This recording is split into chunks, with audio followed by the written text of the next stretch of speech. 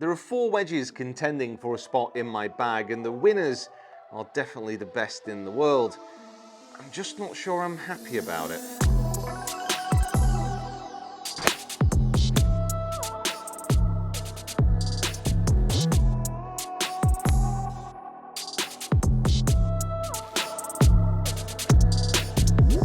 Now first up we have the Titleist Vokey SM9. Now this is a wedge which is a bit of a classic really. It's a design that I absolutely love. Most people understand that the Pro V1 ball, the Titleist ball, has been the #1 ball on tour for years and years and years. They very much rammed that down everyone's throat whenever they advertised the Pro V. But actually, this is also the #1 wedge on tour since 2004, which is a run only eclipsed by the Pro V. So it's a wedge which is chosen. Yes, you have your sponsored players, but a lot of the very best players stick this wedge in the bag because they consider it the best. Now there are a lot of very good wedges out there, but one reason why the Vokeys are so popular is from this kind of distance. So we are just over 100 yards here. I've got my 54 degree.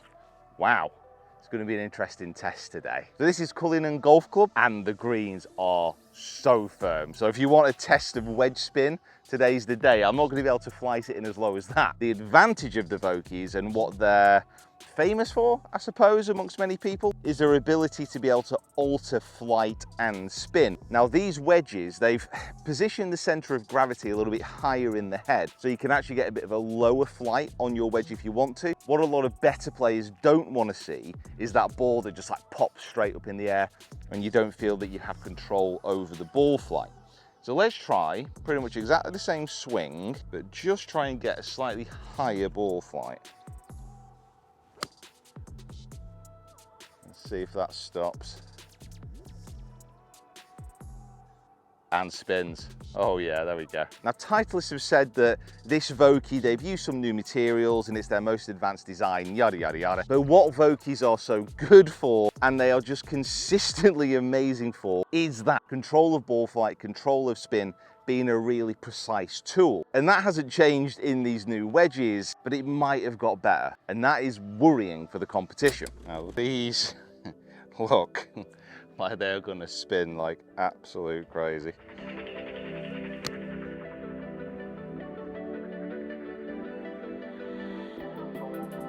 Yep, yeah they are. Next up we have the TaylorMade Milled Grind Hi-Toe 3. So as you might expect, it is the 3rd iteration of the Hi-Toe wedges. Now what TaylorMade have done here, in a similar story to the Vokeys I suppose, what they say is by positioning more weight into this big high toe, they can pull the center of gravity across the face and up, leaving it more in the middle of the face and more control over shots. So a similar type of thing to the Vokeys. But what TaylorMade really want to show on this wedge is just how much they can get it spinning. So in between the full grooves, there are little milled ribs. And what they say is around the greens, this wedge is just going to spin like absolute mad. Now these wedges also have a raw face. It's going to rust over time. We did a bit of a test a while ago about if a rusty face actually adds spin, and we almost found the opposite. I'm not sure that it actually does much, but it certainly looks nice. And every time I'm hitting these wedges, you're seeing the amount of spin these are generating for a 70-yard flick. Like, they shouldn't be really generating this much spin. I mean, we've got perfect conditions here. The wedges are new, but let me just see if I can get one right behind the hole and rip it.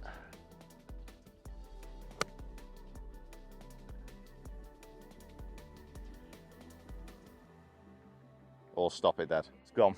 Spin's gone. No more spin left on these wedges. That's it. Look at that. But as you look at this wedge, the question I'm asking, I'm sure you're asking as well, is realistically, it looks really strange. It's confidence inspiring. I feel I could probably draw this wedge and hit a low little skipper in there quite nicely because of how high that toe is, but it is different compared to the other wedges in this test and a lot of other wedges out in the market. It is an unusual proposition, but if you can get over it, I think it's a quality club. Zip. Next up we have the Cleveland RTX6 Zipcore. Try saying that after a few F's tonight. Now, I've not tried out a Cleveland wedge in absolutely ages, and as you look down on this, it's a very classic design, and obviously Cleveland have a lot of heritage within this part of the bag. And similar to the TaylorMade, they've put a lot of effort into this face. As you look at it, there's a lot of milling. You have these beautiful sharp grooves. In between those grooves, you have other grooves, and on those other grooves, you have milling. What this all means is you've got a very rough face, and that adds friction.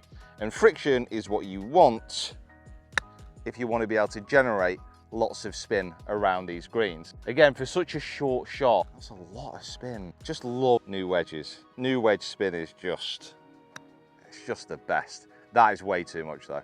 I got way too excited then. Cut. One of the things that Cleveland are very keen to stress about this face is something they call Hydra Zip. Now, what they've done is they've blasted this face and they've put lots of laser lines on it, and this maximizes the friction as mentioned, but also it does this in dry and wet conditions. Now, what they're saying that in wet conditions, which we're not really going to get over here in Turkey, that this face performs 43% better than previous models. So in different conditions, what Cleveland are saying is that this wedge will just continue to perform at the same level. Because what happens in wet conditions is that the water on the face, that will reduce spin. And what the grooves do and what these laser lines do is kind of help channel that away from impact, same as dirt and other things that might get in the way of a really clean strike. Tell you what, that is bright, isn't it? Wow. Oh yeah, there we go. The reason wedges have to be such a versatile club is that you use them from so many conditions, so many different types of lies. So I'll be giving each wedge a full test out. Oh, these are coming out lovely. Now let's move on to a wedge which, I've got to be honest, I didn't expect to be in this test, and they surprised me. They really, really did. The PXG Sugar Daddy wedge. This is 0311 milled. It's part of the new generation of PXG clubs, and I got fitted for these over in Scottsdale at Scottsdale National, a very, very nice place indeed, and HQ of PXG. Now, see on the back of this wedge, this is what really sets it apart for me, is the fitting process that I went through. So interchangeable weights, really honing this club for my swing. It's also got full face grooves, so even though this is a classic shaped wedge, the grooves actually run all the way to the toe as they do in the high toe, whilst not looking too crazy. Now, I've been having a good go with this wedge because I have been really vibing with it, and I've been able to produce some fantastic amounts of spin with it. I really, really have. I mean, I'm only 75 yards away here. Let's see what we can rev up. Looks behind the ball, very good. Feel nice and solid. I won't call it a soft wedge, but it's not like hard in a bad way. Oh wow, I was aiming for the tripod then to try and spin it. Also, this 58, I've been using it a lot around the green. It is nice and adaptable. So I've been testing these wedges out now for quite literally months in Portugal, in Turkey, and in the UK, and I'm ready to give my full verdict on these clubs and also which one is going to be going in my bag. To be honest, I'm not even sure I wanted it to go in my bag, but they are just so good. So we're going to start off with the Milled Grind Hi-Toe. Now, condition-wise, the face has definitely started to go rusty. You know, this is a raw finish. This is something that they expect to happen and actively want to happen. A rusty wedge really doesn't offer anything in regards to spin. Potentially it doesn't feel, but we've not found any difference at all. The Hi-Toe design for me around the green, I think it looks quite cool and it inspires a lot of confidence, certainly on short shots and chipping. I feel I'm never going to lose this club out to the right-hand side. I think maybe because the toe is so big, it almost encourages the shot to go a little bit further left. Probably just a perception thing. Out the four wedges, the Milled Grinds might actually be the most spinning. Now, I'm not going to do a direct comparison as far as spin rates are concerned on full shots, because each one of these clubs has a different shaft and they all have slightly different lofts and bounces. So a direct comparison, it wouldn't be fair, but I can give you the information that I found and I can give you the numbers that I've tested. And the Milled Grind 2 spin an unbelievable amount. Unbelievable, Jeff! Maybe my only concern with the mill grind is feel. It doesn't feel quite as solid, and it doesn't perform quite as well on the full pitch shot. I think this is a club which is designed and will work 100% in short shots and around the green. On fuller wedge shots, there are definitely stronger clubs within this test. As far as head shape and as far as tech goes, I think the mill grind is very good. I just don't think it's quite right for my bag. If you are a player who's looking for a little bit more confidence around the greens, definitely consider this club. Next up, the Cleveland Zipcore 6 RTX6 Zipcore. Now for me, maybe the best looking wedge in this test, certainly in the blacked out version. The face, the milling on it, and the amount of detail which has gone into this club is very, very impressive. And over the course of a month, I've actually stood up to a lot of battering as well. So this black coating on the club, there's been very little wear. That's despite hitting out of a lot of bunkers and out of a lot of different lies. So Cleveland have definitely put together a very resilient club. Also these wedges, which were just used to win the PGA Championship in Mr. Buck's Kepka's bag. And having not tested a Cleveland wedge in a number of years, I was really pleased with the results. I think this is probably one of the strongest wedges and has a chance of going in the bag. On to the Vokeys. What can I say? They are just an all-round quality golf club. They spin as much as everything else on this test. I would say that they maybe have the edge on feel. They feel very solid and soft at the same time. Shape-wise, they look beautiful behind the ball, but the real crux of this, and probably the biggest benefit, is the 60-degree around the green